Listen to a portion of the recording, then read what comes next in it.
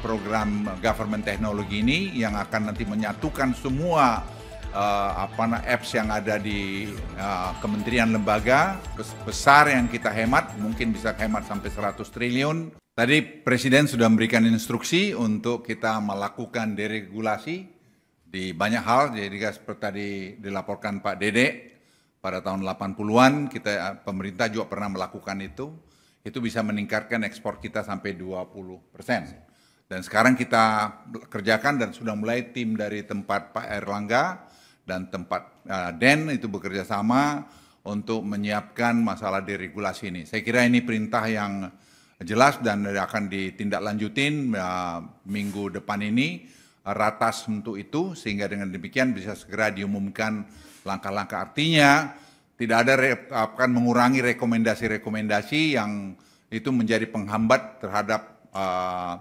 industri-industri yang mau masuk ke Indonesia. Seperti tadi misalnya TPT tadi, sepatu garment tadi, itu bisa menciptakan mungkin beberapa ratus ribu lapangan kerja dalam beberapa waktu ke depan, karena mereka tuh semua siap.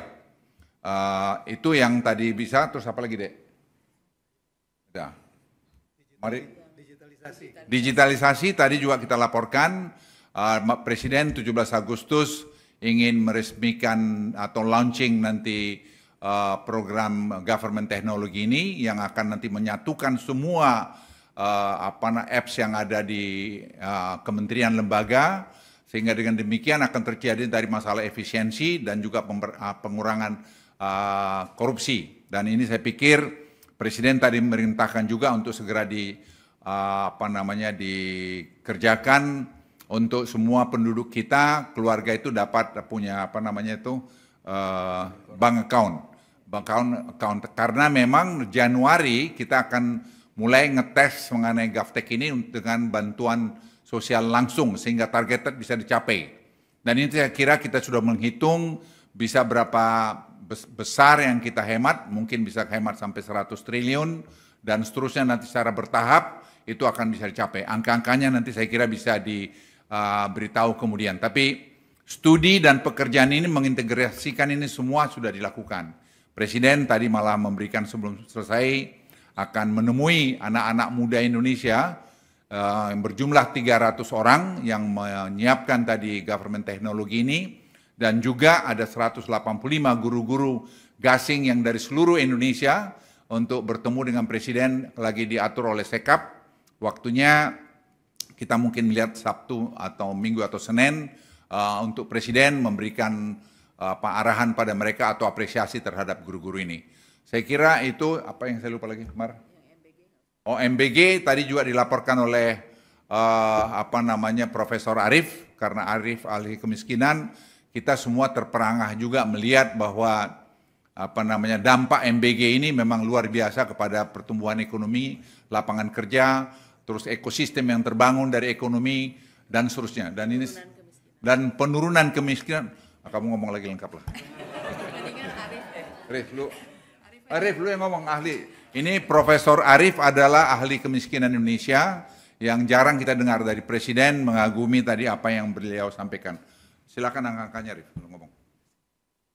Saya rasa kami dari DEN menyampaikan kajian tentang potensi dari dampak MBG ini terhadap penyerapan tenaga kerja, juga kemiskinan. Jadi intinya program ini sangat bagus sekali dalam konteks pro-jobs, jadi menciptakan lapangan pekerja baru itu sampai 1,9 juta, lalu kemudian pro-pur, jadi kemiskinan itu bisa berkurang sampai menjadi 5,8% kalau ini roll out-nya benar, ketimpangan juga akan sangat berkurang.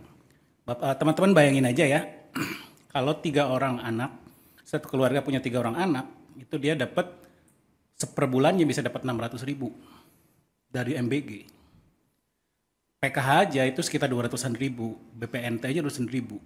Jadi sangat tidak mungkin ini tidak besar impaknya. Semua paham itu, cuman kita melakukan kajian secara kuantitatif.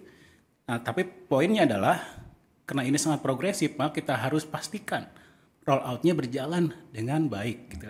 Salah satu yang kita usulkan, itu adalah kita segera melakukan business process review, lalu audit rutin oleh BPKP.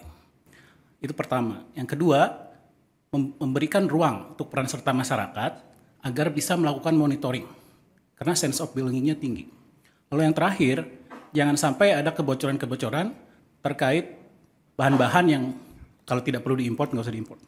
Nah ini akan membuat rantai pasoknya betul-betul terjaga sehingga impaknya betul-betul seperti yang diharapkan. Tapi sekali lagi intinya, ini mari kita jaga bersama karena ini flagship kita, flagship bangsa ini. Mungkin itu aja dari saya. Saya mau tambahkan lagi, kita ternyata selama 20 tahun itu surplus telur ayam. Dan selama 20 tahun kita juga surplus ikan ayam, apa ya? Bukan ikan ayam, ayam. Jadi daging ayam.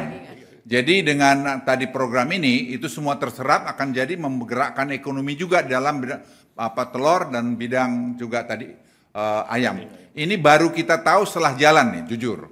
Jadi setelah Pak Prof. Arief itu melakukan studi dengan tim melihat ke bawah dan kami sepakat tadi dengan Bappenas dan juga Badan Gizi untuk bersama-sama melakukan pengawasan sini. Misalnya bikin tray-nya itu tray-nya itu tidak boleh diimpor, suruh bikin lokal. Karena itu kita lihat masih ada buatan luar. Jadi semua kita harus satu padu untuk melakukan pengawasan. Presiden tadi minta ini. Jadi Presiden tadi saya pikir memberikan instruksi yang sangat jelas dan sangat baik mengenai tadi masalah deregulasi. Karena deregulasi ini akan mengurangi korupsi, akan membuat lebih efisien dan akan membangun ekosistem perekonomian kita lebih bagus.